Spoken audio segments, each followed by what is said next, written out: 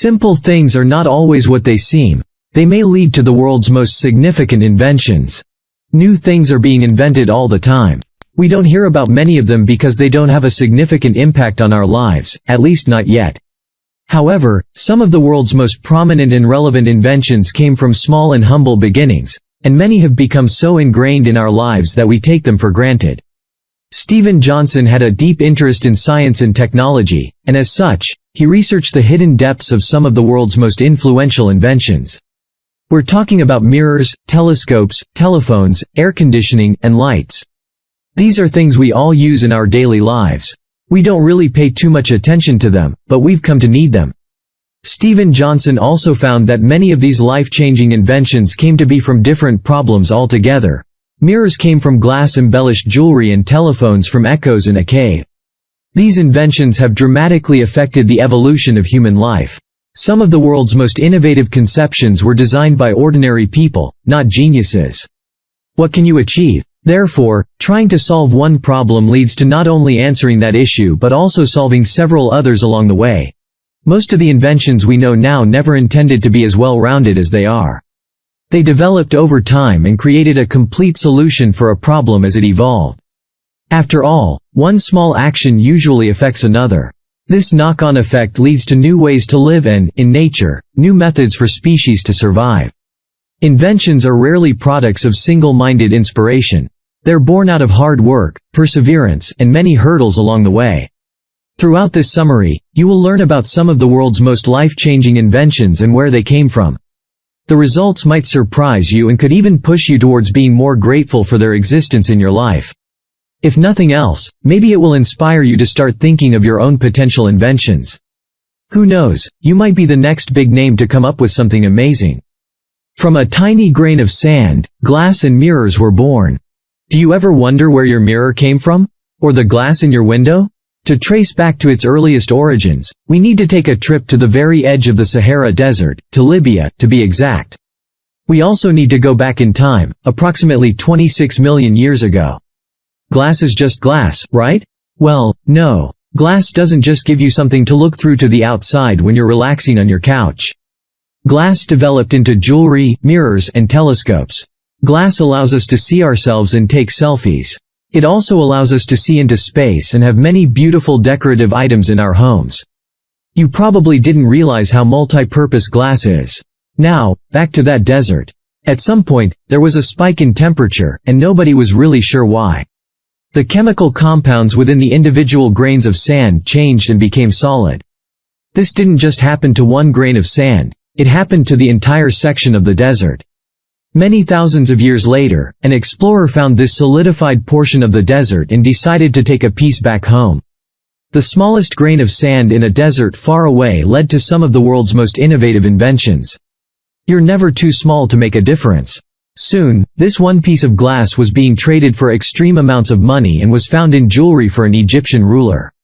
Roman emperors were also quite keen on a piece of glass jewelry, and that's how the Murano glass industry in Venice came into existence. At that time, creating jewelry from glass was highly lucrative, but it didn't end there. Further development of glass allowed the mirror to be invented. Now we can see ourselves. Then, glass was made into microscopes and telescopes. From that one grain of sand in the Libyan desert, we have all these different inventions. From a simple block of ice, we developed artificial refrigeration. When you drop a cube of ice into your drink on a hot day, do you think about the journey it took for that ice to be recognized as a way to cool things down? It's just frozen water, after all. For the air conditioning in your house, the frozen food kept fresh in your freezer, and the ability to freeze your eggs if you're not ready to have children yet, you have Frederick Tudor to thank. This Boston businessman was the first to realize that frozen water, aka ice, could be big business, and it made him very wealthy indeed. During a trip to the Caribbean with his brother at just 17 years of age, Tudor noticed that people in these hot countries would pay a lot for ice. Hailing from New England, he had never noticed this before. Still, upon seeing the temperature and difficulties in the Caribbean, he decided to start exporting ice and making a lot of money. But the commercial demand for ice, all those millions of dollars flowing upstream from the tropics to the ice barons of New England, sent a signal out across the world that there was money to be made from cold, which inevitably sent some inventive minds off in search of the next logical step of artificial cold. Stephen Johnson. Those curious minds took the mere ability to make a drink colder by dropping an ice cube into it and ran with the idea of artificial cold. Now we use cold for countless things, from preserving historical findings to keeping them in good condition, freezing our food to make it last for longer, to fertility treatments. Of course, we also use artificial cold to make our homes cooler during the hottest months of summer. The ability to preserve things in freezing temperatures has opened our minds to new treatments in medicine. Organ donations and fertility treatments are possible thanks to cold technology. These significant developments came from one man who decided that he wanted to be a bit cooler on an expedition to the Caribbean. He simply used his business mind and arguably changed the world. Did you know? Willis Haviland Carrier invented the world's first air conditioning unit in 1902.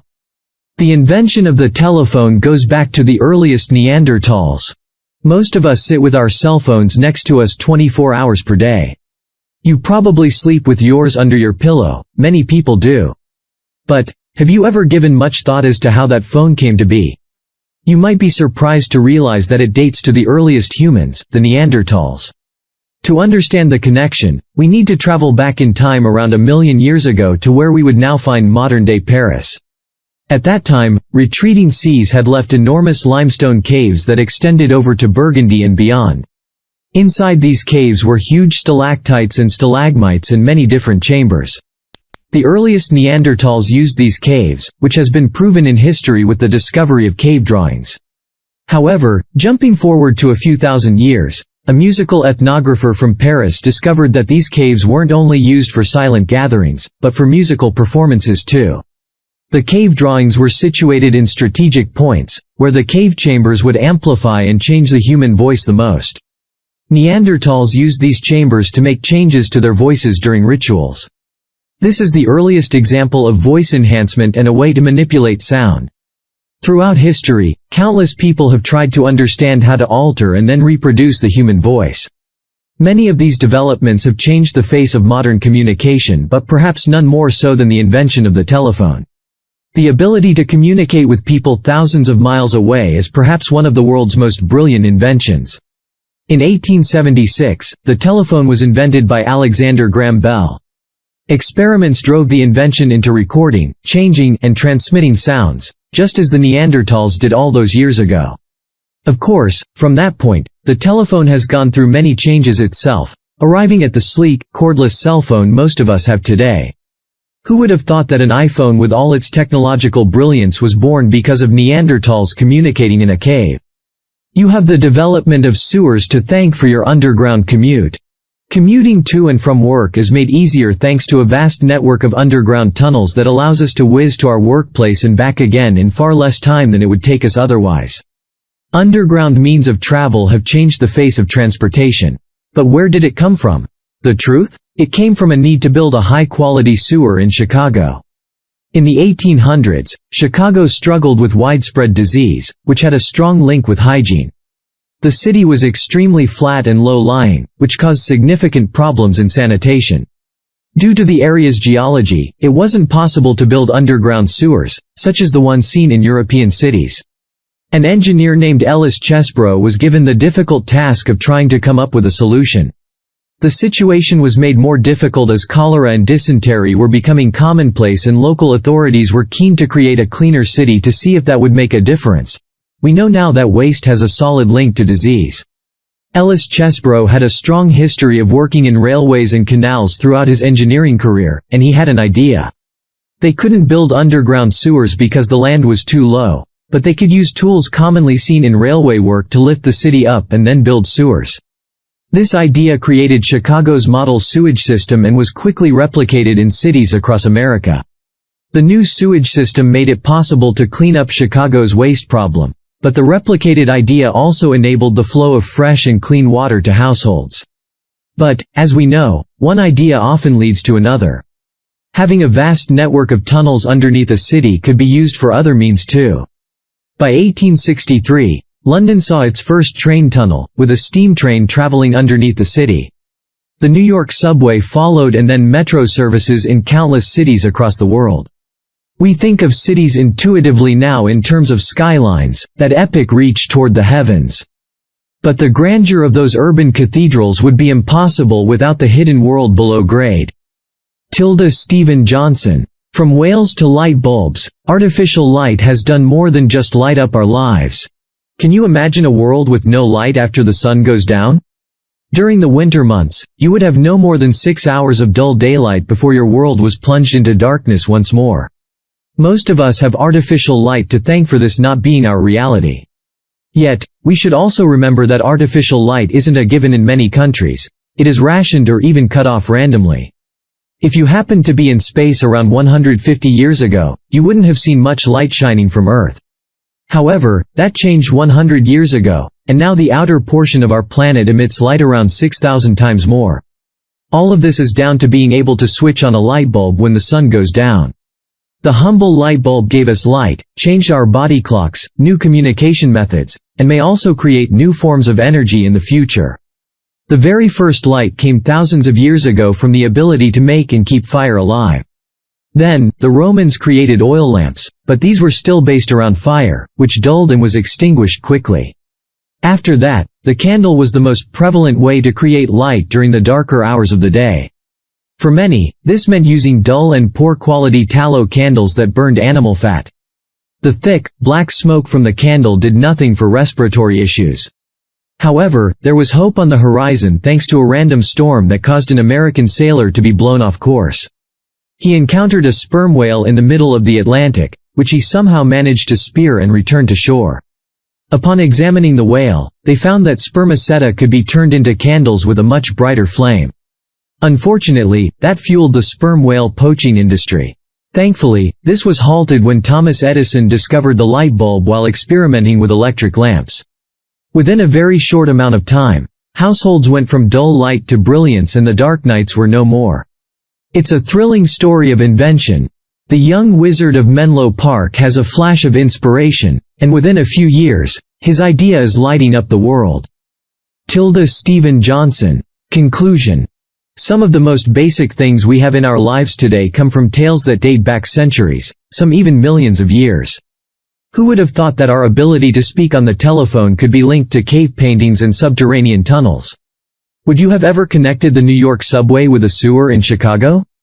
From small ideas, major innovations grow. But they often cause other problems too. For instance, now we have light bulbs, but we need to power them. That means we need electricity, which has a negative impact on the environment when created in the wrong way. So, while inventions are undoubtedly impressive, we need to be constantly innovative in terms of using and developing them. It's true that not everyone has fresh, clean running water. Not everyone has an air conditioning unit that allows them to feel comfortable during the hot summer days. Not everyone has a cell phone. It's also true that we should be thankful for the inventions that have come our way over the last few centuries. Our lives would certainly be worse off without them. Evolution is a never-ending cycle. One small idea turns into something else, which turns into another idea and then links to something new. Maybe you have a life-changing innovation inside of you, and you just haven't developed the idea yet. Once you do, and before you know it, you have something that seems far removed from your original idea, but it works, and it creates something that could change the world for the better. Now, that's a thought. Try this: give thanks every evening for the things you have in your life. Please don't take the basics for granted when some people don't have them. Do you have an idea that just won't go away? Maybe you should try and develop it a little more. Collaborate with others when you have ideas you want to develop. New input can help you to take your original vision to the next level.